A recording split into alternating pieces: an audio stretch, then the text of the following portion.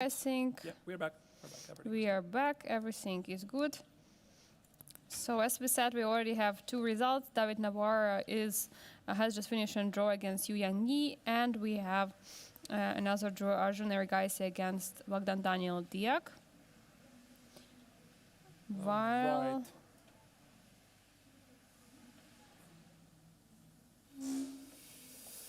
All right.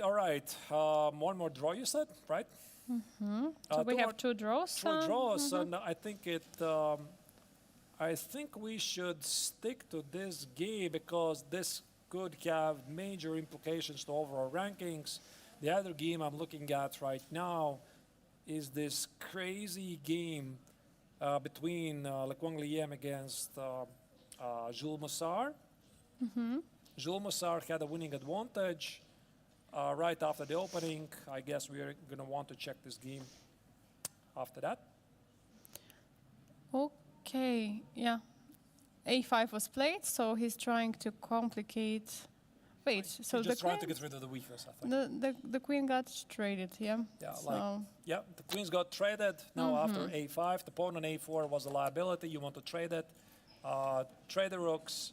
Somehow try to get to these pawns. Now, I don't know, this game could still go either way because, I mean, we have potential weaknesses for white to attack these pawns at the queen side with the dux or bishop, or the knight on f6 is really nicely targeting this pawn on e4. Now the question is, what is more important?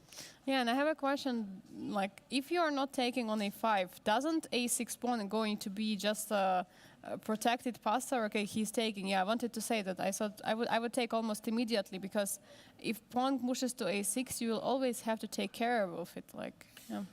Yeah, I mean, but Vincent felt that he has to investigate some other chances. But what is more important, he is low on the clock. He's below 20 seconds, and he feels the heat.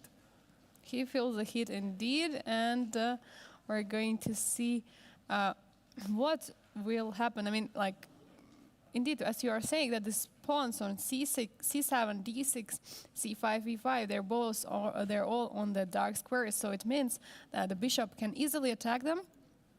They could become very easily weaknesses, but also the pawns of the white are weaknesses. So it's a question like whose weaknesses are weaker than the other ones. Right.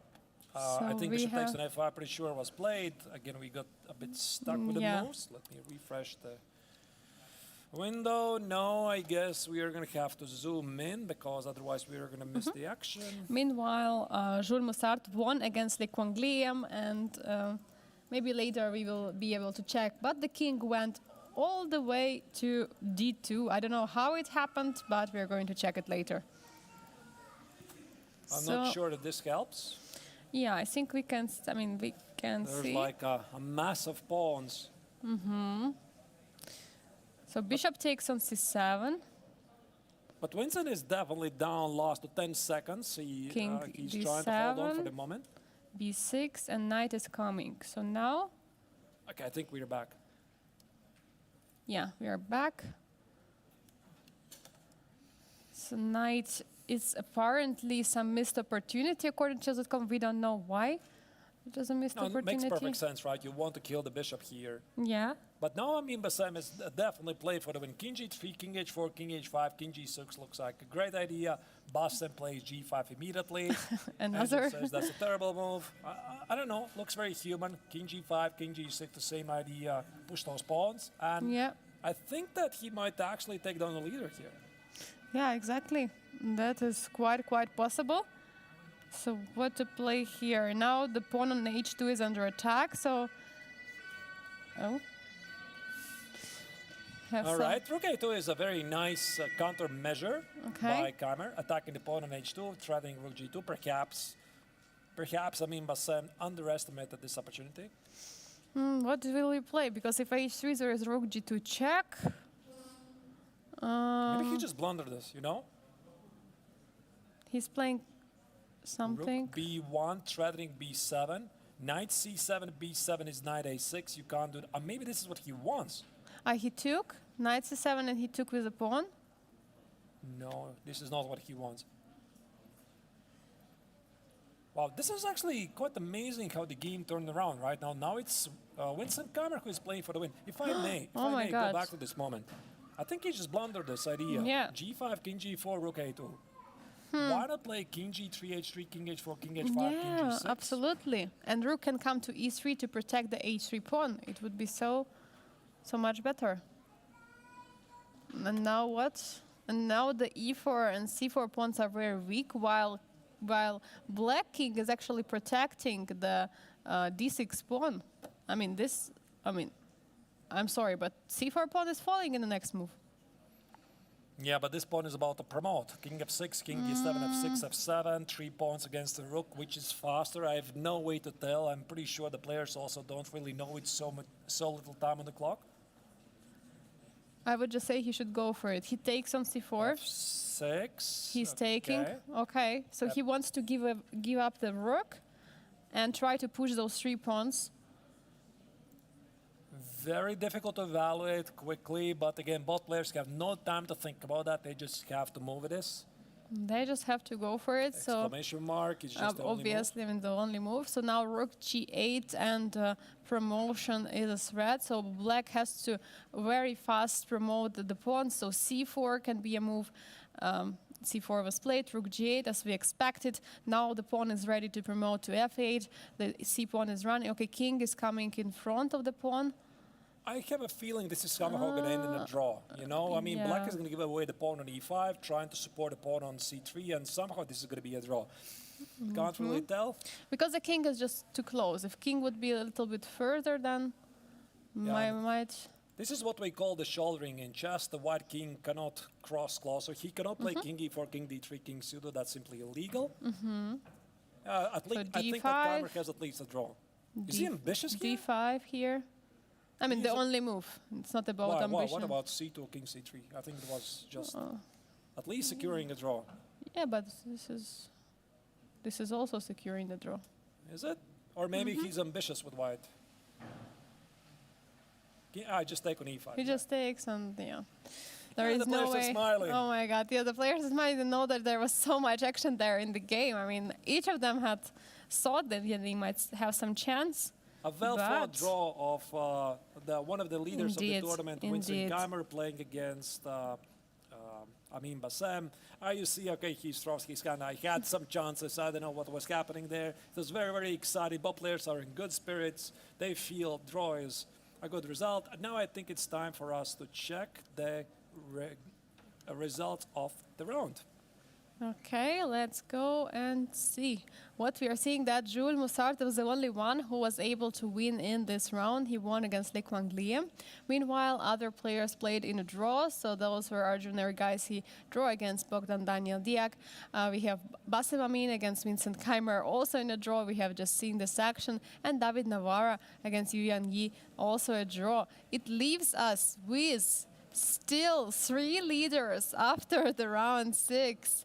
Right, nothing has changed. So there's still 3-0 leading the tournament, and still Amin Bassem is a small step behind the leaders because the 4 leaders between each other, they finished their games in a draw. This gave an opportunity for a guy like Quang Liem to be in the striking distance. Jules Musart he won the game, right? So he's now on 4 points, and Daniel Bogdan Diac has fallen to the last place. Yeah, absolutely. This is going to be incredible. We have 3 leaders so far before the last round. And let's see the pairings for the next round. So what are we going to have? So we have... It's going to be a very interesting round because one of the leaders, Yuyan Yi, is playing against Amin Bassem. Essentially, this could be one of the deciders for the first place because also Amin has the chance to directly participate for fighting in the win of the tournament. One of the co-leaders, David Navara, has a tougher job. He is playing with black against Le Quang Liem. And Vincent Keymer will have the white color. Usually he's very strong with white color, facing Arjun Rigaisi. And Jules Musart against Bogdan Daniel Diac will decide who is going to finish the tournament on the bottom. Unfortunately, one of these great players, will have to finish on the 8th place. Yeah, indeed. That's how it is. With the 8 strong players, we are going to have someone who will be the last one. there is no way to avoid it. It doesn't mean that he is the weakest. It just went. The tournament went like this. I mean, yeah. So. Let's make a short break while you are watching us. Go for a cup of coffee. We are going to make a very short break because I'm pretty sure the player's not going to start immediately. And we'll be seeing you in a moment. Enjoy it and see you in a bit.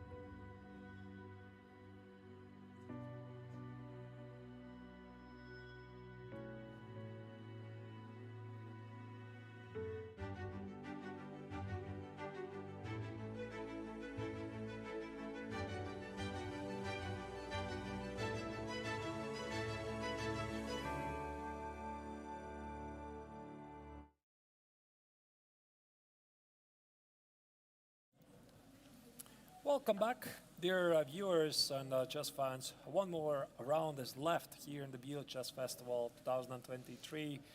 Day 2 of the festival. Yesterday we saw the Chess 960 tournament, which was won by the Chinese Grandmaster Yu Yanyi. Today we are following the action from the GMT first tournament of the 3, the rapid section.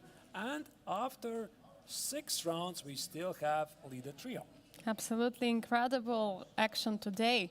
We are having the 3 people with the same amount of points, and we have no idea what's going to happen. We have no idea who is going to be a winner. So let's get a look at this pairings right now, not pairings, sorry, the standings right now. Vincent Keymer, David Navara, and Yu Yanyi with 8 points.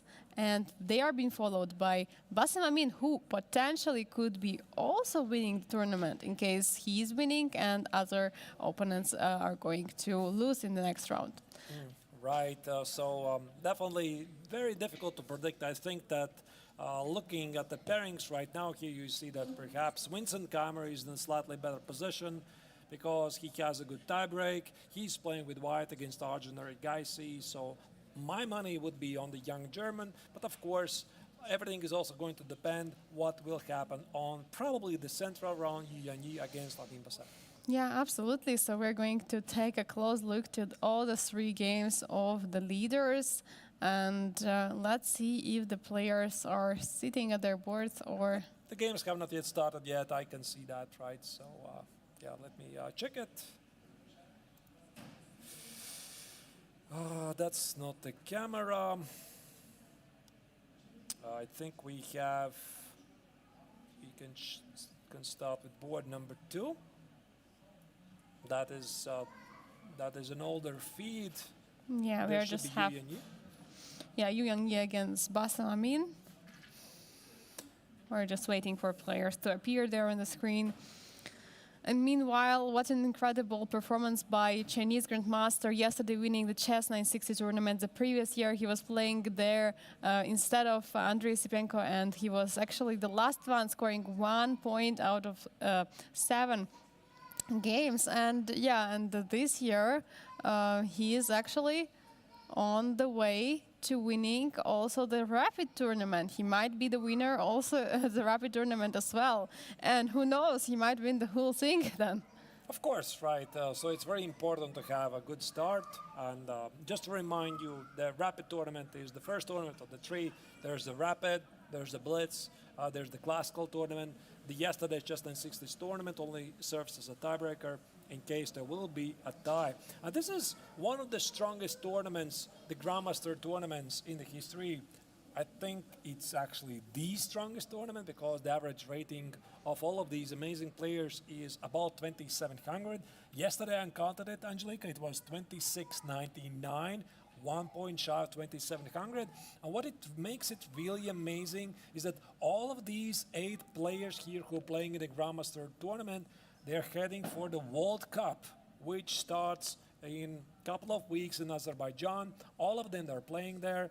Everybody except of Jules Masark is seeded directly in the second round, mainly thanks to their rating. And Jules Masark is the only one of them who has to play in round 1, but he has he is going to be a very big favorite to get to round 2. Yeah, absolutely incredible. They are going to have quite a nice preparation here in Biel. And also for the World Cup, playing Blitz and Rapid also very, very important. We know, I think 2019, Yu Yanyi was playing in World Cup, and he, I believe, lost in the tiebreaks to Maxime Vachier-Lagrave. So he was, he's one of the favorites, and he was playing very nice in the Blitz and the Rapid. Those are one of his favorites, time control to score, so that's pretty important for the World Cup.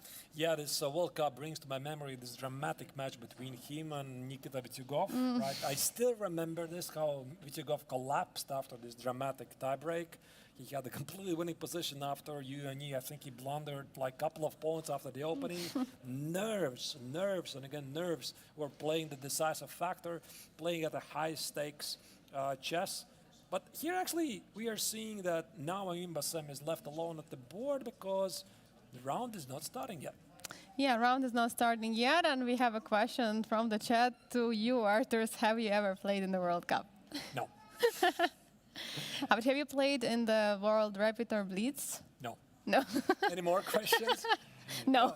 No. No questions. I have not unfortunately played. I would have loved to play, but haven't yet had a chance. I was very close, but no. No.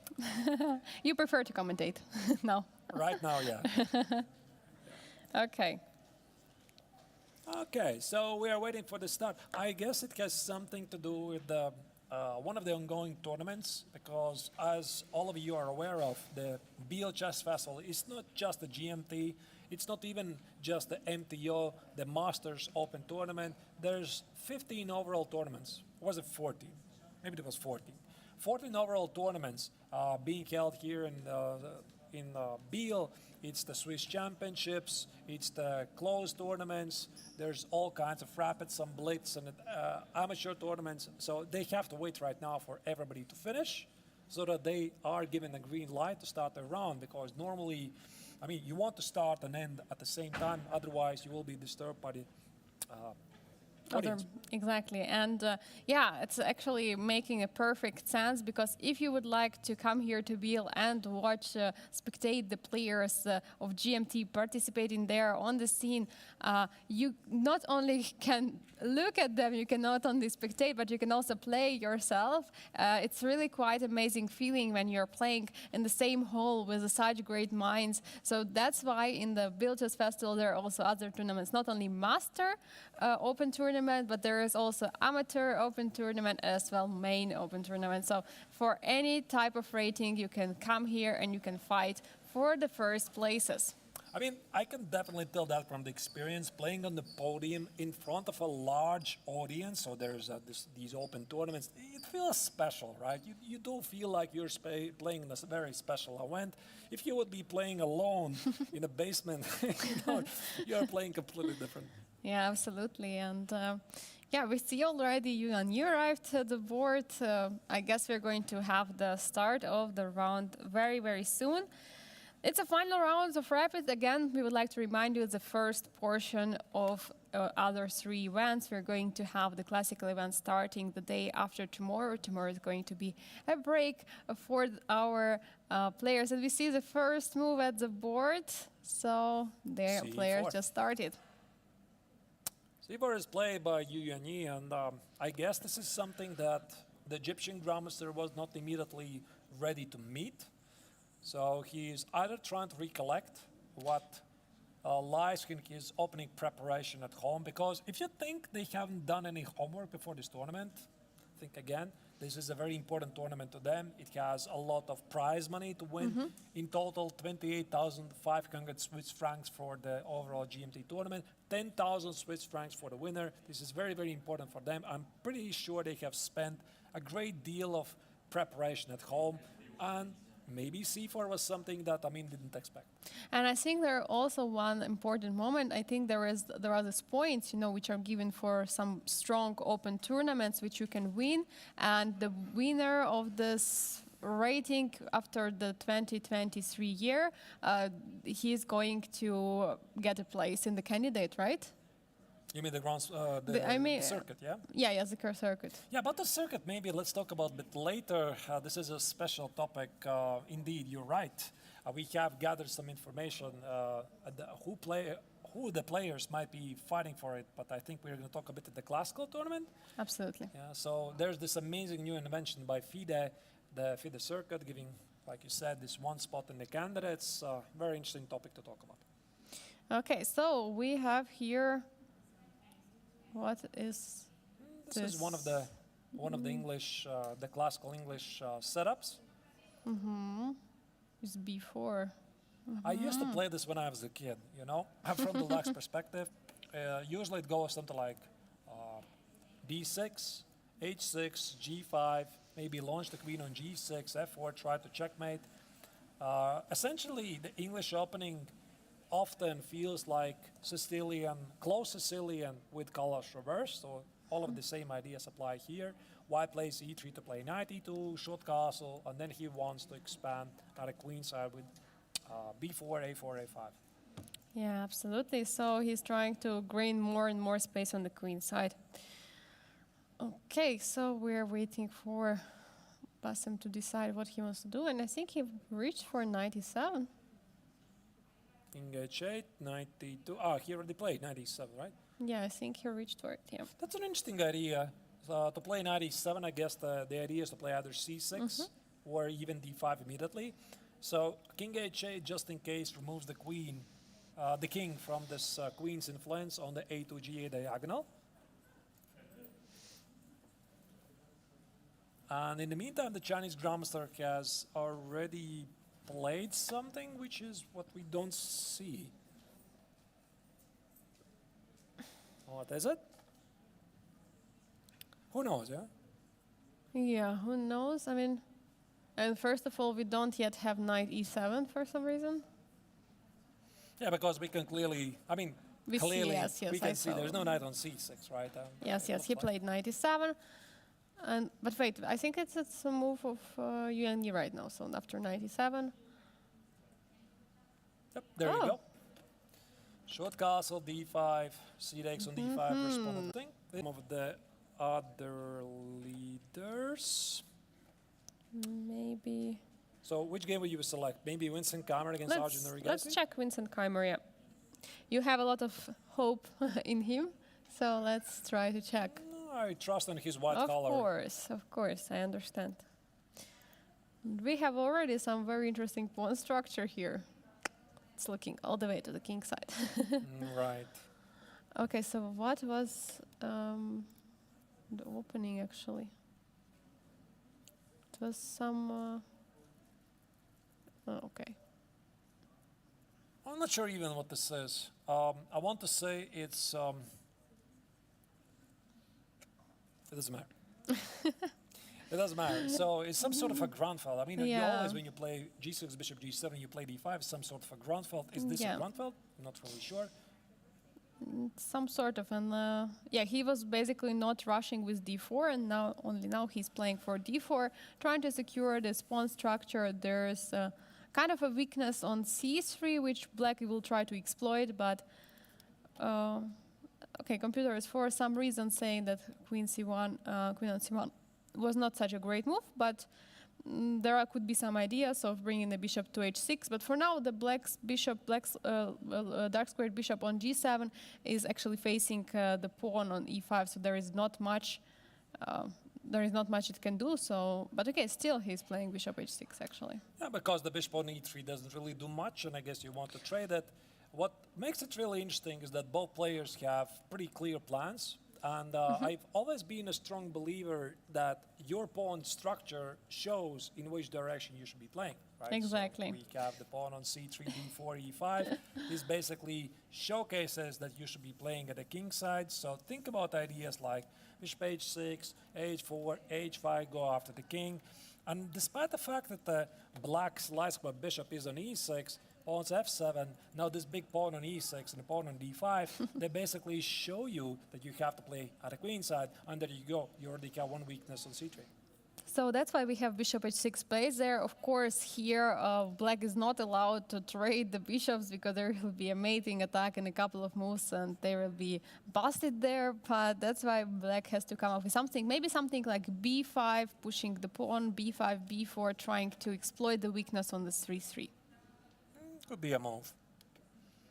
Or also doubling the rooks. Doubling the rooks looks very logical, absolutely. So black's idea is pretty obvious, try to get to the pawn here, and I don't think that Vincent is going to defend it. h4 would be my guess to continue later. I guess we're gonna see. I mean, it's, I would say like this, White's disadvantages are a bit more obvious for the moment. That's for sure. There could be also something like rook b1, just to keep an eye on b file, maybe. Queen s3 is also a move. Queen s3 and bring in the rook, or queen f4.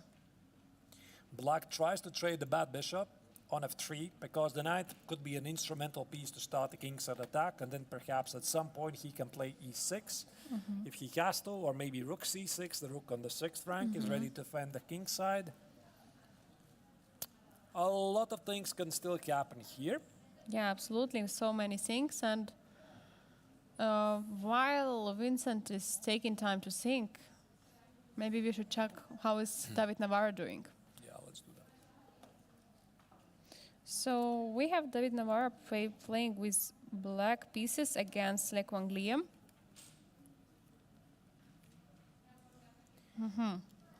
So it was Yeah, this some is kind something of sharp. I'm not sure what this is. 1 c4. I don't know what this is. No, wait, no, it's 3. Okay. I think like Wang Liam already played like this Some in this kind of- tournament. Yeah, exactly. Bishop b5, rook c1, taking on c6. Engines don't like it, but he created a potential target on c5. Think about future ideas like knight a4, bishop a3, bishop c5. All he needs to do is to take care of black's counterplay. Yeah, very typical idea. So knight d7 protecting the c5 pawn. In case bishop attacks on a3, there will be queen e7 protecting that pawn. And yeah, well, we have basically 2 bishops for black, and which we'll see if David will be able to try to convert this advantage, because normally we say that 2 bishops is some kind of material advantage in the position. Right. So d4 was played to put more pressure on the pawn, and in case black takes, then there is going to be, first of all, yeah, the double attack on g7 and c6. So, yeah. d4, I guess black cannot really do that. But there's one advantage that black has, is this very annoying pin along the diagonal. So I was wondering why David is not playing a 5, because white could play at some point g4, get rid of the pin, and then do something. But f5 could be a move at some point. I'm not really sure should it be played right now, because now you can't play g4, and now this pin looks incredibly, incredibly unpleasant, right? So if you go away with the queen, I just take on f3, ruin your king's safety, and then eventually there might be even a mate. But then again, after f5, you need to understand what happens after d takes on c5, or even knight takes on c5, and maybe black can even sacrifice this pawn. Really difficult to tell, but this game definitely has a chance, possibilities to blow up. Yeah, absolutely. And also looking at the time situation, Le Quang Liam has almost twice more time that David Navara has. Okay, it's still not a critical moment, because he has still 7 minutes, and he's going for rook c8. So basically, he's saying that he's not afraid. Like he's just protecting pawn on c6, right? And just in case, Yeah. c takes on d4, rook on c6 is defended. So what can Le Quang Liam do here? Can I try to force matters? I mean, first idea, I'm thinking, is there some bishop a3 idea? Try to force some matters, try to force some trades. Second idea, I'm thinking, can I try to play takes, get rid of the pin? I play something like knight e5. You know, I try to kill the bishop, and I somehow want to get to this pawn on c6. But this is really so good. I'm not sure, because the white king is pretty exposed. That's why I think your idea when the knight takes on c5, knight takes on c5, dc5, and bishop goes back somewhere to b8 is an interesting idea, to sacrifice the pawn to still keep control over all this diagonal, so there is no g4 and knight e5 jumps later. Now there is g4. But Yeah, g4, not knight e5 jump, yeah. Yeah, difficult to tell, really. That's why I feel this f5 could be interesting. But again, I mean, the game is pretty complex. If you really care about estimation of the chess engines, they say both players are playing over 96% accuracy, so no obvious mistakes have been made, not even inaccuracies. Yeah, absolutely. So we have some nice and pretty balanced position so far. Let's Okay. check more games. Let's check the game we haven't checked yet, maybe, just quickly. Diac against Jules Musart. And then we return back to the leaders. All right. Okay. So we have some Queen's Gambit accepted. What happened here? Black decided to take the pawn on c4, e4, b5, Yeah, this a4. aggressive e4. Yeah, This is usually a big discussion. I mean, tell you honestly, I'm not particularly familiar with this order of the moves because bishop g5 is definitely one of the moves. Yeah. But actually, we already have seen by the choices of Daniel Bogdan Diac in this tournament, Angelica, is that he's trying to steer away from some mainstream theory. He's trying some less explored paths. So this idea of playing e4, knight c3, queen c2, bishop e2, and whatever, bishop e3, there's always the question, what does white have for the sacrifice pawn? So black just grabbed the pawn on c4. He played b5, queen b6. What he wants to do, he wants to play a6, bishop b7. He wants to solidify the position.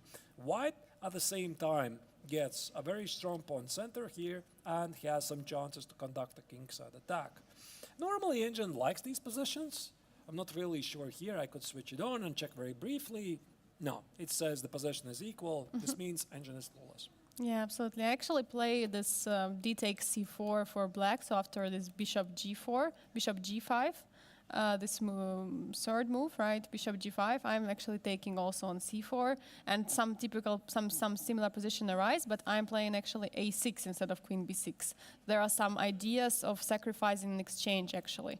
So in this position, here a6 and the idea of sacrificing an exchange. Knight takes, pawn takes, and here queen b6. Immediately. Yes, here. And not bishop b4. Or bishop b4 and queen b6. Yeah, I'm not so sure anymore. Yeah. So this some kind of position and playing. I mean, the idea is to attack the rook later and to create some counterplay there against the king with bishop b4. Yeah, this is a pretty famous idea now. Yeah. All right, but what we have here is bishop e7, and I mean, these players are trying to fight it out. There is no need for none of them to quickly fix a draw because they're currently in the 7th and 8th place of the rapid tournament. Because once again, let's remind us, this is part of the GMT, and every single point matters. So imagine yourself, you'll be playing later a very successful classical tournament, and you're missing this 1 point that you could have gotten from the rapid tournament. And that's why it doesn't really matter that they're right now in the last 2 places. Every point might be important for the overall rankings at the end of the festival. Absolutely. So yeah, while we check this position, I think it's time for us to return maybe to the leaders, and I think the King of Navara is marching somewhere, and I don't know where. Let's just look at this. King is all the way into h6. Is it the safe king? Oh my God. But it's an extra piece. It seems it was a sacrifice. Ah, you're right. Yeah. Wait. Okay, let's see what happened. It really seems like Bishop g7, queen d4, king h6. oh my God. Whoa. Knight Okay. h4. Oh I mean, my God. this is getting really hot here. This is really getting spicy. Yeah, bishop g7, Oh my king God. g7, queen d4 check. Now, what he does, this is actually not like a super great combination because he can always play knight x on c5. And after king h6, I guess he didn't really want to play knight c5 because there's bishop f3, g takes on f3, and the white king is exposed. And that's the question, Angelica, right? Which king is more weakened? Is it the white king or is it the black king? But look at this. Queen d4 check, king h6, and first, knight h4. First knight h4, exactly. Not taking that knight at all, saying, okay, I don't care like what is this going to happen. I'm just not taking that knight yet on c5 and just going for a fork. Just yeah. So what is the move? Bishop g6, f5. I mean, if I get to win this knight on c5, I have an extra pawn, I have a great blockade. I'm not really sure why Engine would announce here that bishop g7 is a mistake. I would actually say it's a double exclamation mark move. Yeah, exactly. So that's why sometimes we don't understand why. I mean, sometimes we play a game, we think, oh, we played this brilliant idea.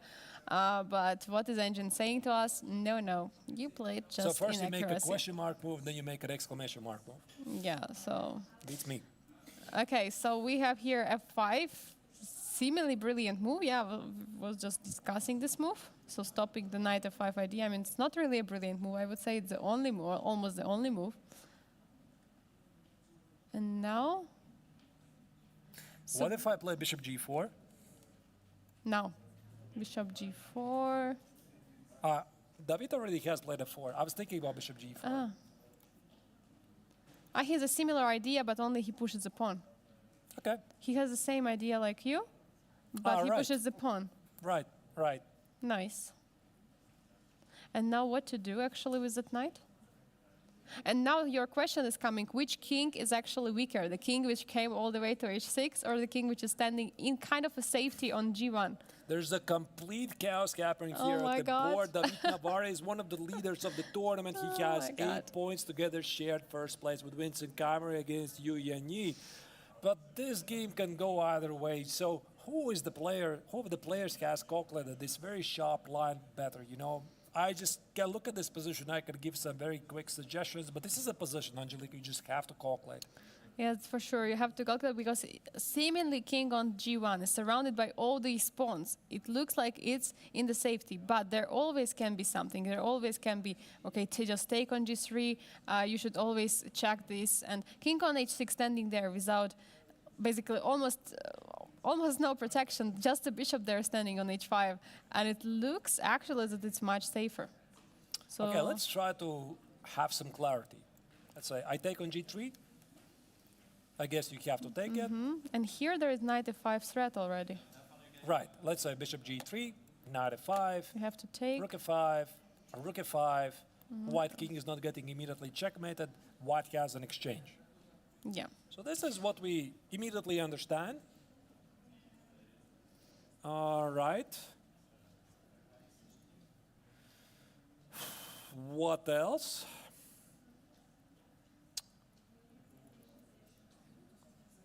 I mean, how else do you protect the knight? I don't think it's knight f3. Knight f3, just bishop takes and rook at g8, queen h4. It looks very, very, very, very, very scary. Check here, queen h4. That's a mate on the board, Angelica. There is a checkmate incoming, indeed. All right. So maybe the scenario here is that this amazing sacrifice for Le Quang Liem, could it be that it has backfired? Despite the fact that it looks so nice, beautiful idea, I totally approve. Queen d4, knight h4, otherwise bishop takes on f3 is a big threat. Maybe what happened here is that he simply underestimated the idea of f5 and f4, which is, I mean, not easy to see from afar. Look at this, 2 powerful moves. f5, double exclamation mark, and f4. And suddenly black requalifies from the defender to the attacker. Yeah, absolutely. And here we see that actually king, which was standing on g1, is getting into the trouble. And the knight on h4. What to do with it? What to do? Where to put it? I mean, this is really getting crazy. So, I mean, we also have like knight on c5, which is standing there and doing almost nothing. So g3, one of the only moves basically in the position, which can protect the knight. So now, David doesn't have so much time. He's under 3 minutes, so he has to now concentrate and realize what he should do here. So for sure, he understands that he cannot take on g3 because there is going to be a knight f5. Very nice move, very nice check. I think that David is thinking here, where is my double exclamation mark move? Absolutely. I mean, Can I sacrifice a queen?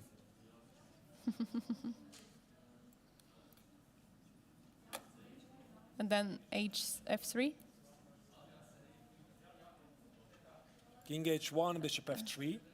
King h2, f3. bishop f3. Oh my goodness. Rook g1, What f is takes on e3 would be a... No, is that a mate even? Rook g3, the only move. What is this? Okay, there's queen position? f6, Queen I guess, f6. some problems. Wait, just a second. I saw this idea, I really want to play this. And knowing David is an artist, this looks so tempting. Maybe it just doesn't work. Once again, here, maybe bishop f3 first. Maybe you're right. Maybe bishop f3. But then there's knight d6 and knight g5. Check. Check has to be played. King h2, the only move. And what about f3 here? King h1. Rook g2. There's always queen there's f6. Wait. Check. Here. Here. Queen f6. Bishop g6. Doesn't work. Okay, doesn't work. And David has decided to play something. He took on c. No, he played bishop e5. Bishop e5, queen d3. Okay. Improving the threat of knight f5. I mean, it would have been so cool if this worked. Now, if this queen h4 was working, I don't know, I would just stand up and applaud. Really, I mean, that would have been quite an amazing combination, but I don't think it really worked. I'm sure that David had it under his radar. He took No, it. he takes now it. he takes it. Oh my Oh god. my goodness, queen takes an h4. Wait. And now there is no check on f6. No check on f6, so David is Oh my making god. history here. G takes on h4, rook g8 check, king h1, bishop f3, king h2 would be an immortal Check, eh? mate on the board. Oh my god. So queen takes on h4, what else? Rook g8, king King h2. h2. Bishop f. Maybe now you play f3. Oh my And now God. we play f3. And Rook now you play g2. rook g2. Check here, and that is about to be a mate on the board. Is that Oh a my mate on God. the board? 96. Absolutely incredible. Check. You could always make a draw. But maybe maybe bishop f3 might be stronger. What do you think? Here after g takes on h4, bishop f3. No, yeah, I mean rook g8 first check, and then bishop instead of f3. Like this. Yeah, but again, you have to calculate what happens after rook g1 takes the rook g3. Not so easy to understand. So take it, queen f3. You know, I can't Rook- understand very quickly. Rook g3, you're What- down a piece. What about What about rook? Yeah, rook f8. rook f8? And then you take on g3. Oh my god, this is I think we're absolutely. seeing some history here. And actually, engine confirms it. So it's not like that David just sacrificed the queen out of nothing. There is a clear ground under it. Like, oh my god. I think we'll want David again here in the studio and explain us Absolutely. his thought process. Even if he wouldn't win, but this looks so incredible.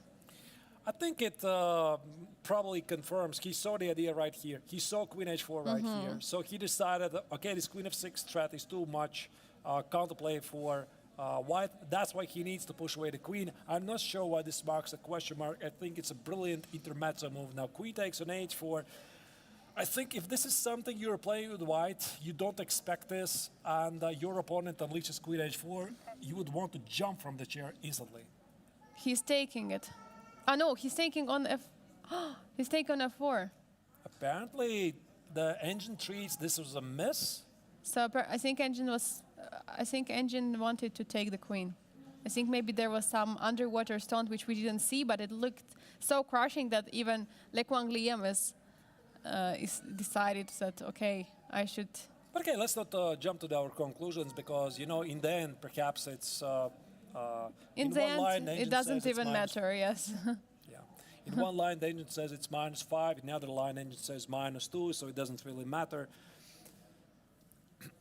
Okay, but now it is David Navara who has an extra piece. So this could actually mean that he will be very close to win the rapid tournament because if we may, this is a super exciting game. If we may, can we check very quickly what is happening in the game of Vincent Keymer and Yu Yanyi, and then immediately go back to this super exciting game. Just very quickly see what's happening here. Vincent Keymer has an extra pawn. He is pushing, but it's not really clear if he's going to win. And at the same time, another leader we have is Yu Yangyi. Yu Yanyi is playing against Amin Bassem. What a pawn on a5. And he has a great position. He has I a like great, this. absolutely. Maybe he's even winning. But okay, let's go back to Navara's game. Another double exclamation mark. Let's count how many were played. Oh my god. I mean, yeah. I'll paraphrase to what, who was this? One of the, Tigan Petrosyan once said, once you start to make bad moves, you can't stop making bad moves. With David Navara, this is completely different. Once David Navara starts to make super excellent moves, he can't stop making them. Brilliant So moves, he's just yeah. making these brilliant moves one after another, one after another. And I think David is just, oh, look at this. What is happening here? I'm having this very exciting game. So why don't we add even more spices and sacrifice the bishop on e5, because you can't take it in then, because bishop f3, the rook at f8 would protect the f3 square from the bishop, and queen h1 or queen g2 would be made on the board. And again, we see that king on h6 standing there, absolutely protected. There is no threat to that king. I mean, it's absolutely incredible. King is there for the half of the game, and nothing happened to him. And meanwhile, king on g1 is experiencing so many issues, even though there are so many pawns around it. This is absolutely incredible. But I think it's also very important to say that David is down on the clock. He has only 28 seconds. So time is of the essence here. And there's one thing you absolutely don't want to do, is you don't want to spoil this amazing game. Because if you have sacrificed the queen, you have definitely made some very exciting moves. You want to make sure that this game reaches a logical outcome. Yeah, absolutely. So Lech Van Gleem is in complete shock right now. He had just had 7 minutes and he burned all his time. After queen takes on h4, he was completely shocked. This was just a shocking move to him. He was not expecting anything like this. And now after rook e8, he's again taking his time. He doesn't know what to do because, as Arturus already said, taking on e5 is not an option. So queen f1, he's trying to do something, but isn't black just up a piece? Yeah, black is up a piece. Of course, you could just trade it, and I think for David this is also good news, because this allows him to make a lot of simple moves with the time, with the pressing time. But Lech Van Gleem simply didn't have any choice, because his king was so dangerously weakened that he simply has to trade those queens and hope for a miraculous escape. Yeah, absolutely. Bishop b2, another attack. So now the rooks are being traded, most likely. There is only one pawn for the piece in the position, and yeah, it's not something what will help Lech Van Gleem here. Essentially, what Liam here has with the white color for the missing piece is just one pawn. And these two bishops, definitely this means that things are going to end as we think they are. The Czech top number 1 grandmaster is going to score a crushing victory here. The question is when he's going to do it. Bishop d4 makes a lot of sense, and having extra 5 seconds per every single move definitely is going to help him. Yeah, absolutely. Bishop a3, just keeping pressure on the pieces. I mean, it's going to be a win sooner or later. Just the question of conversion, the position. Yeah, let's continue to watch this game, because I have a feeling it's not going to continue for long. I would like to see a logical outcome of this brilliant game, and I'm pretty sure that we are going to have David here with us in the studio. So c5, d4, black establishes himself also a passed pawn. White's knight on e5 is beautiful. Maybe we are going to see another final sacrifice. Rook takes on e5, f takes on e5, d3, d2, d1, and this could be also marking the end of this very exciting game.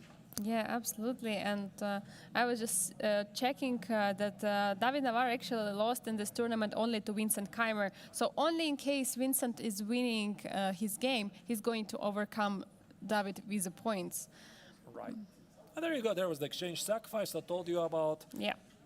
And the pawns are just marching. Wait. What about d6 here? Did you really have to do this, David? I mean, there is always bishop c1 and d pawn is marching. What? Where? You mean after e6, bishop c1? After e6, no. Wait a second. I'm not sure. This had to be done immediately? Just a second. Is this suddenly so clear? Because this pawn is stopping nothing. Yeah, c4. c4, I guess you have to stop the pawn. d takes, d3. Suddenly, there are some chances for the Vietnamese grandmaster. I don't think David had to do this. He tried to simplify the position. Perhaps he forgot about this countermeasure of e6, bishop e6, and rook f6. I think he simply forgot this, because this is not so obvious. It's probably winning, as the bishop on a3 holds these 2 pawns on one diagonal, but it looks a bit more complex than it should have been, being an extra piece. Exactly. You don't want to complicate the position like that to give the extra chances to your opponent. I mean, I guess something like King G5 could be one of the next moves, trying to capture that pawn on E6, and then moving forward with the D pawn all the way to D1. So Liam has slightly more time on the clock, 50 seconds on the clock is ticking. David has kept 17 seconds on the clock. It should be still a winning because he's threatening to play bishop b4 and d2, d1. How do you stop that? I don't see. I would just play King G5 and take the pawn on E6. That's a good idea. Very simple. Yeah, King G5 also looks good. Maybe there's no complication. Maybe Yes. David saw it until then. Of course, I mean, somebody who has sacrificed the queen, I think you should have seen this coming. Yeah, absolutely. So I think it Look only what- proves what the genius he is. Rook D2. So he says, okay, I have no other option.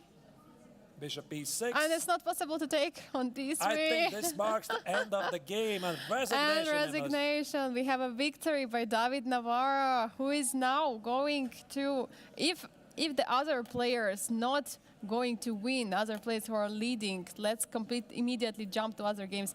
He's going to be a winner of the tournament. So who are we having there? Yu Yanyi and Vincent Keymer. It doesn't look like Vincent Keymer is going to win this because he had this position having an extra pawn, but now suddenly, ordinary guys, he has managed to win an exchange. So here White has been playing on some tricks. Bishop d3. What is happening in other game? Let me try to find out. Yu Yanyi is still playing against Amin Bassem, and from what I can tell, just a second, for some reason the camera, yeah, we have the camera. Let's very quickly check what is happening in the Yu Yanyi game against Amin Bassem. Yu Yanyi is he winning? Just a second. This king on h3 is going nowhere, but I guess my the God. extra piece should be enough. Okay, let's maybe But switch how? to this camera. Yeah. Actually, there is a result on our last board. Jules Masark won against Diac, Bogdan, Daniel, the battle for the last place.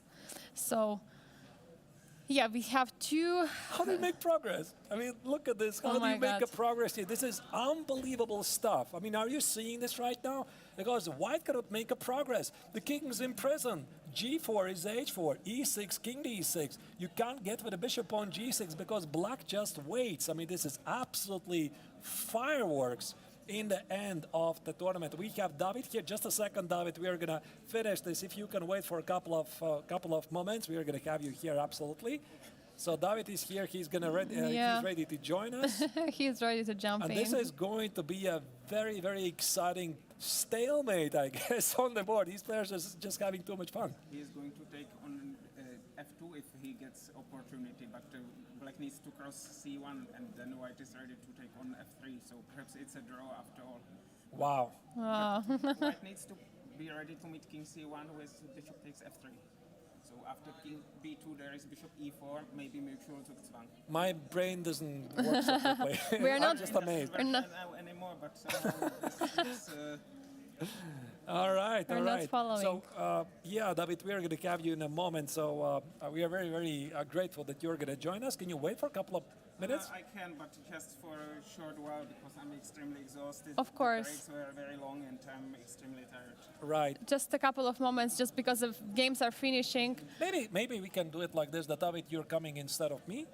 Oh, Right. okay. Just a second. Let me prepare some information here. Give me a moment. Just give me a moment. Congratulations thank on you. the game. It was really, really nice. Give me a moment. Give me a moment. Give me a moment. Okay. And Angelica, you're gonna switch the scenes, right? Yes, just give me. Maybe Angelica, you. Maybe come I will here. sit here and you will sit there. Okay. Okay. So, welcome everybody. 1 second.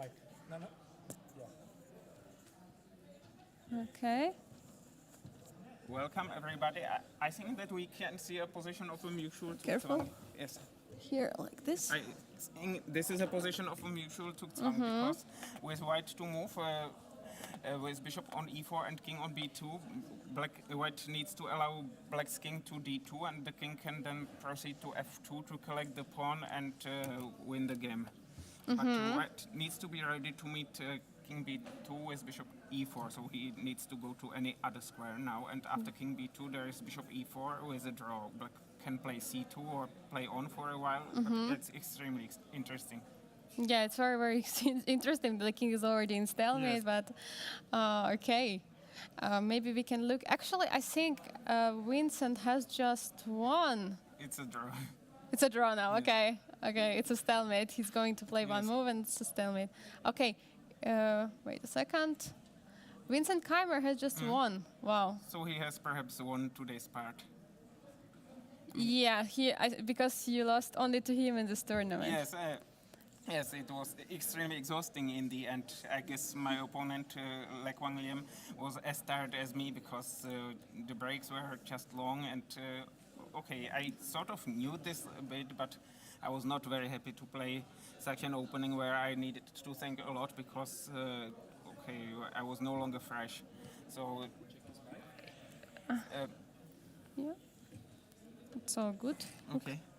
So, I knew that black should have counterplay here. Arthur's, Arthur's? Okay, it's okay. I knew that Yeah, black sorry. should have counterplay here, because white's king can be weak, and I played a few rapid games with white and black, but some of them were secret. But I didn't remember exact move orders, and I thought, okay, if I had found bishop takes g7 now, maybe I would have played rook c8 instead, but I wanted to protect this pawn against some bishop a3, which doesn't work yet. But did you calculate that he could go for this bishop g7, right? Yes, Early I on. calculated it here. I calculated it here because I had to do something, and f6 is not great because c6 is hanging in some Absolutely, lines. yeah. So I went for it. Actually, there are also lines with g4, and also it's quite tricky. I don't know if it works now. Here my idea was to take and to play king g8 and f5, and it looks good actually because I have this, and after g5 I have f4 or bishop h5. So maybe it was undeserved, but black is doing well because I spotted this idea bishop takes g7 only after playing queen e7, but I was lucky that it doesn't work so smoothly. Maybe white can just take and play some g4, knight e5, and perhaps the black should be able to generate counterplay somehow, but I have quite some weaknesses like g7, c6, and it's not so easy to get counterplay against white's king. Okay. So bishop takes, so I had to do something. King h6 looked promising, and I didn't see knight h4. I saw this, and I saw some draw. I did not know whether it was enough or not enough. If I go bishop e5 now, there can be queen d3, and I no longer control the f5 square. But then you can go queen h4. Maybe queen f5 then. That's the problem. I saw that I could sort of make a draw here. I mean, if I play queen g5, there is a problem that white has this, and maybe knight d7, maybe not, I'm not sure, but I didn't like it, so I saw sort of a draw. If white takes with the queen, I should have some perpetual at least, if not more, or some queen f6 first, perhaps, and after f4 something, or maybe not like this, but it doesn't look correct to play that move. And now white has to play queen f4, after which I can take. Yeah, it looks an awful pawn structure. Yes, actually rook c1 can be interesting here. My idea was to play rook d6 and to activate, maybe this way, rook d8, rook d6 if given enough time. And probably it's unequal because my pawns are vulnerable, those pawns are not great either.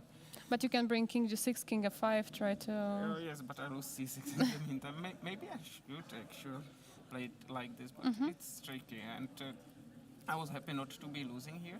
So knight h4 was a huge surprise, but I had seen this idea f5 in a different line. We have discussed it with g4, so it was not so hard to find it. G3 was an unpleasant surprise. It's the only move, actually. Yes, I did not know what to do. I was running out of time. I saw sorry. We were looking at this position actually. If you had here Queen H4, we were. I'm afraid there is a problem that there's. just There is King always a H2. check. There was always a check on F6. That was. Yes. So That's why you played this intermediate. actually, even here, Bishop E5 could be quite interesting. I don't know if it's better or worse. The point is that there might be Bishop E2, Bishop B5, A5, but I miss Bishop E2, and White can just sacrifice and exchange play, maybe something like G3 if it works, if there is not Bishop takes G3, and my king is very weak. So But you played F4, yes, F4. and here intermediate move. Yes, I saw that if I take and play Queen G5, there's King H1, and it's a very difficult position for both sides. Hard to calculate. Maybe I can take, but I just didn't. I was no longer able to calculate this. Maybe I don't know. I don't know what happens now. Maybe I'm even losing here. Winning. What is going on?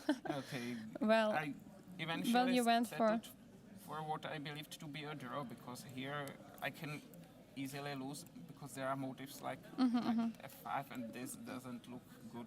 yeah, it F6 looks is made too sure. ambitious. Yes, and after bishop takes, there could be some problems with, I don't know if knight e6 first or rook takes f8 and then knight e6. It can even, no, now black, there's mate on g7. So I don't know, maybe rook takes f8 anyway. But okay, it looked dangerous and I could not see what to do, so I took here. Yeah, it was really, really nice. Yes. You shocked you, like Yes, he believed to be losing here, but I think knight e6 looks fine because then there is knight g5, and I thought I always had this perpetual. So you thought you were Yes, safe. Yes, and after rook d1 I have rook g8 with mate, so I saw knight e6 or queen f5, and I have perpetual against both, and here after queen f5 maybe I can even try to play on, although I don't know if it's a great idea, but hopefully I still have perpetual, although I'm not really sure if White removes the rook. And Maybe knight a6, knight f4. yes, there are some nested tricks. Maybe it's not desirable to play on like this. Yeah, but I yeah. saw this But at draw. least you have the draw. At least so I can win 10 seconds, or maybe 8 or 9 seconds by playing rook g2 or rook h2 and then decide what to do. But okay, I was shocked by this move. you were shocked. Yes. He Luckily, was shocked by your move yes, first. here I found rook c8 because if I withdraw the bishop, there could be some problems. And after bishop g6, there's queen e3 and various threats I can withdraw. But my king is unsafe. There's knight But e6. you're so low on time. How could you find this move?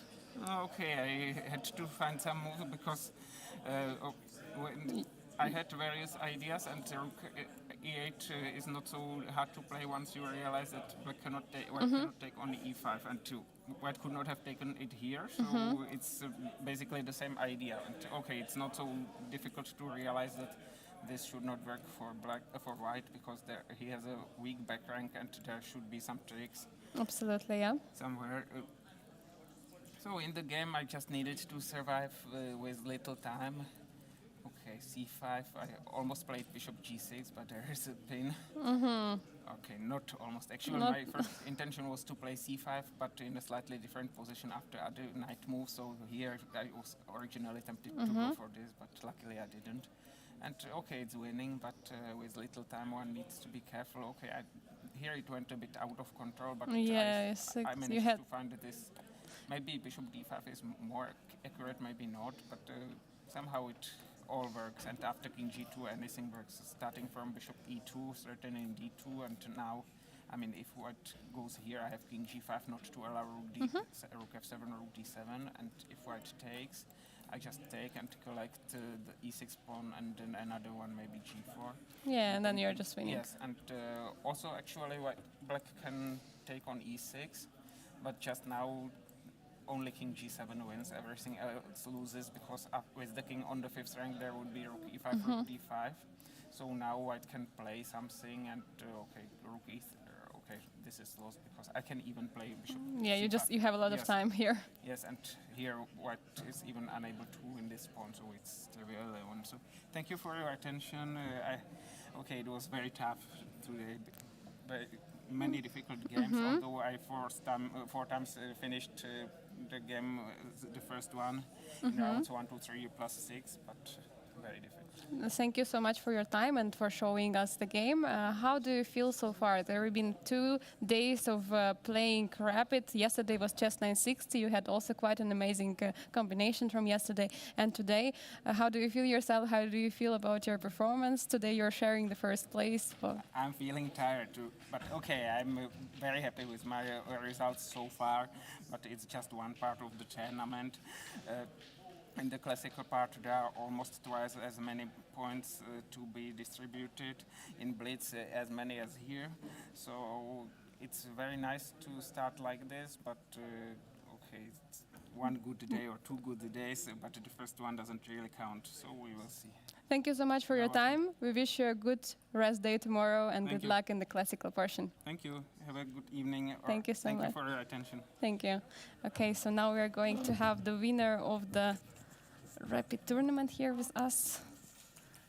Maybe 1 second.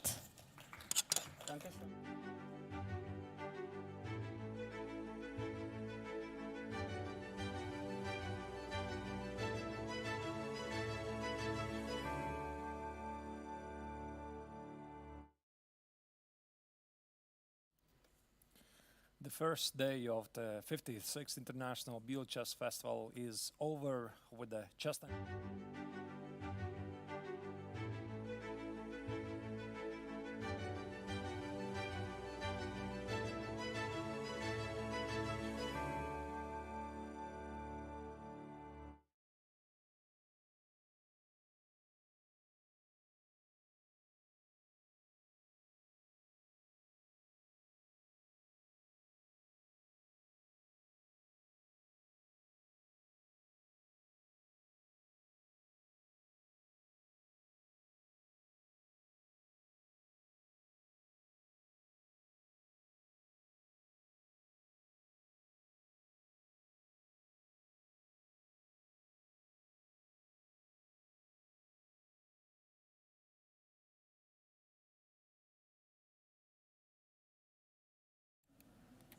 And we are back in the studio together with the winner of the rapid portion of Grandmaster Triathlon, Vincent Keymer. Congratulations. Thank you very much. How was today's tournament for you? Yeah, I mean, in the end, a lot went right, but I think I was also at least a bit lucky in some of the games. But overall, yeah, huge fights, that's for sure. And how was yesterday? How did you feel like it was a preparation for today? Not much, no. Not much. But, you know, I enjoyed chess 960. I feel like I had the bad positions and then also a lot of winning positions, which ended in a draw, so it was kind of weird, but at least I also had some chances to get more or less. But in the end, +1 was a solid score for me.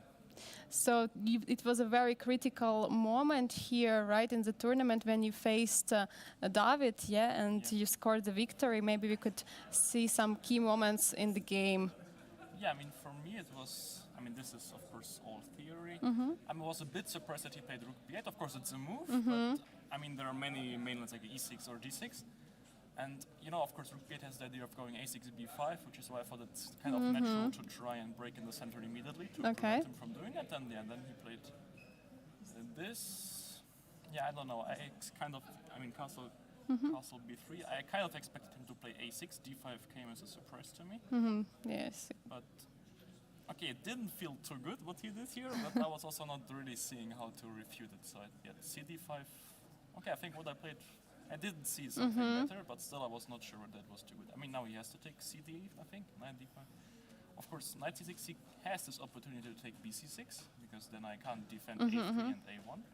And it's like bishop e7, rook e8, and then something. I was not too sure exactly about what to do. I have bishop d6, then there's rook b7, which means that then after rook c1 there's like some pins, but it didn't feel like it's enough. In the worst case I even can just play let's after rook e8, b4 and bishop c5, give the exchange, and then I have all the dark squares, which also is pretty nice. So he decided to went for bishop, but I think here it is clear that he's worse, Yeah, it's clear. Yeah, queen d6, I can try to go for something else, like say after queen d6. Yeah, here like rook c1 maybe. Yeah, but queen b8, queen c3, and of course if I would get queen c7, I would be nearly winning, but I think he has rook d8. And then, so if you play rook c1... Queen b8, queen c3. I didn't really rook d8 and Queen c7. yeah, rook d1. That would not end. Yeah, I know this, but the big problem. Yeah. yeah, I mean, I can maybe be slightly better, but I thought rook knight c6. Yeah. I'm pretty sure I at least more or less force him to give up this pawn. Rook d1. I mean, Absolutely. he can go queen c7, but then I have Rook c1, bishop yeah. Would have played queen c3, I think, rather. first. Yeah. Yeah. And c5 actually is interesting. As I see c5. now. No, but I have rook d5, I think, Wow. and rook d8. But yeah, I'm not sure exactly because c5 I thought doesn't work because of rook c1. But then again, there's also rook d8. So There is always some problems. yeah, Yeah, and on the. b4 there's c4. So actually maybe this was not too bad for him to try this. But he decided to give it up for some pieces activity. First, it looked Yeah, it was nice. some compensation. Yeah, it's some kind of compensation. unpleasant. Yeah, I Yeah. have these back rank issues, and also my pieces are not that well coordinated. And one can't move at all, and yeah, I was trying to kind of get out here. Yeah. And the bishop getting to d5 is clearly good for me. Yeah, bishop c4. Maybe he didn't have to remove the queen Yeah, or. but he also needs to make some move at least. I think. Yeah, and the issue is that basically my idea will be just to go rook d2 and queen b2 or queen somewhere, and also have bishop f1 Yeah. maybe. So those are like the kind of ideas, and for him it's not so clear what to do. So I kind of understand what he was trying to do here. Queen d5. Yeah, just trying Yeah, I or mean, something. Of course, I could go bishop d5. I would love to go bishop d5, bishop g2, but he has queen c2 and this entering, and I didn't want There to are allow that. problems. Yeah. So yeah, queen f6. So you have to be careful here. Queen Yeah, f6. bishop f1 and bishop g4 was annoying. Yeah, I mean, Yeah. I was calculating rook d4 here. Then there's bishop f3. Let's say queen c5, and I'm not considering rook f4, so e5 would have to follow. e5. Yeah. Yeah, rook d6 and queen f5, and now I was again not too sure. I mean, rook c8 is kind of a threat.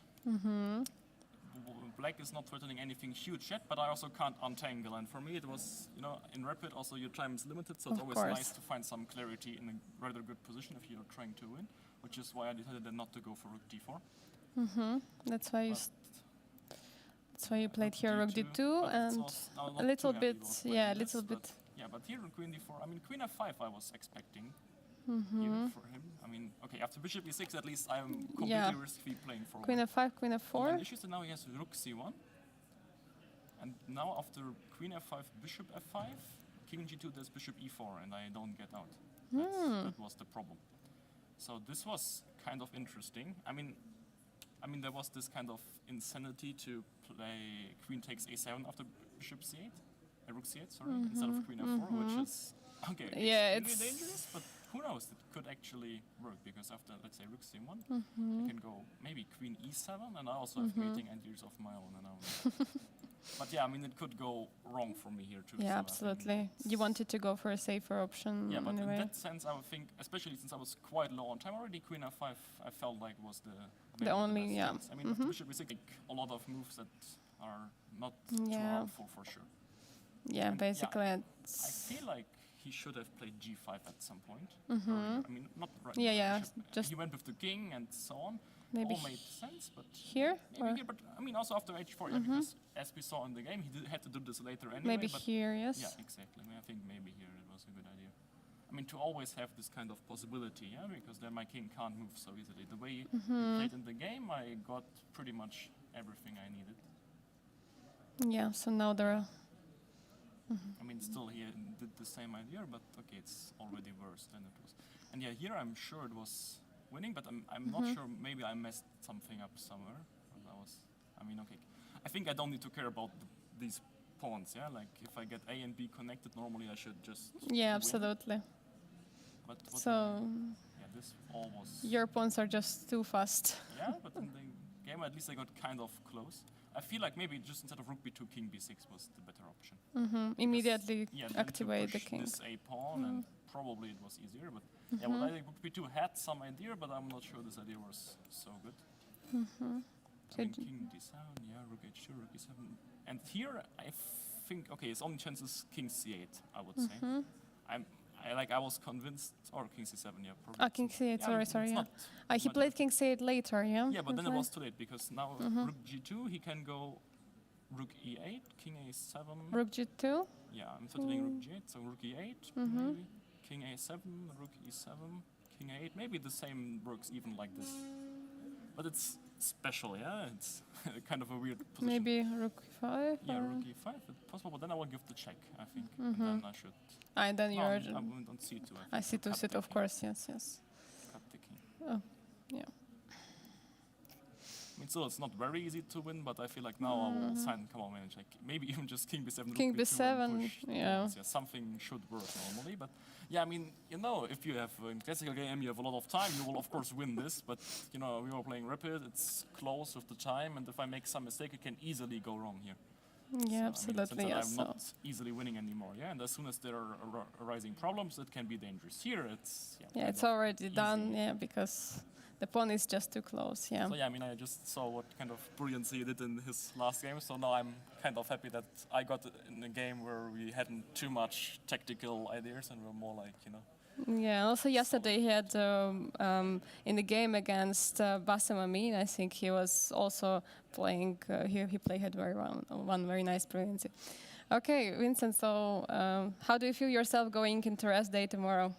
Pretty good. I mean, it's a good feeling. 10 points in rapid, that's already like a very solid start, and it kind of takes off a little bit of pressure for the classical, but of course, you know, here always classical is one win is worth more than 2 draws, so Absolutely, it's yeah. important to also attack, that's for sure. Yeah, for sure. And yeah, well, last year actually you won chess 960. This year you won rapid. Yeah. Rapid, of course, more important than chess 960 for the points. So you feel yourself prepared for the classical now? Yeah, I think the classical is going to go better than last year, and then everything will be fine. Yeah. Okay, thank you so much for your time. I wish you a good rest day tomorrow, Thank you very much. and hope to see you for other interviews in the next days. Yeah, would be good. Thank you. Thank you. And dear viewers, thank you so much for watching. We are going to wrap up at this moment. Tomorrow there is going to be a rest day for Grandmaster Triathlon players. So we're going to be back on Tuesday at 2 p.m. Central European Summer Time. So see you there for the first round of the classical portion.